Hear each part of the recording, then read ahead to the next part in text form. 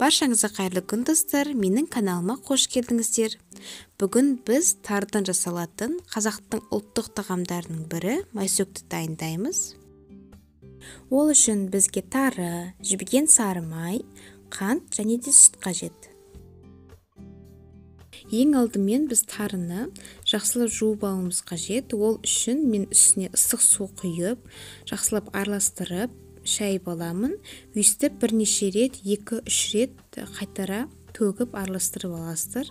Ең алғаш жасаған кезде суы қап-қара болып, өйстіп яғни кірі шығады.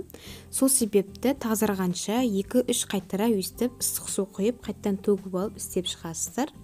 Мінекей тарымыз тап-таза болып шықты.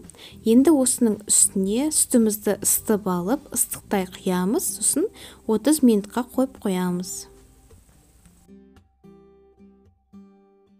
Мінекей 30 минут уақытымыз өтті. Тарымыз сүтті өзіне сіңіріп алып, көлемі үлкейді. Енді тарымызды артық сүттен сүзіп аламыз. Енді осыған жібіген сары маймызды және де қантымызды қосамыз. Қант өзіңіздің қалауыңызша.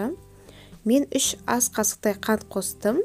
Ол видеоға түспей қалыпты. Бәрін жақсылап араластырып аламыз.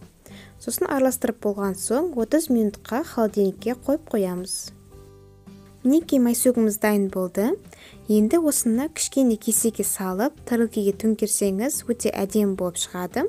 Таңғы асқа, наурызға немесе ауызашарға берілетін өте керемет сіңімді тағамдардың бірі.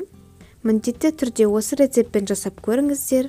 Каналыма тіркеліп, лайк басып, пікір қалдырып кетуді ұмытпаңыздар.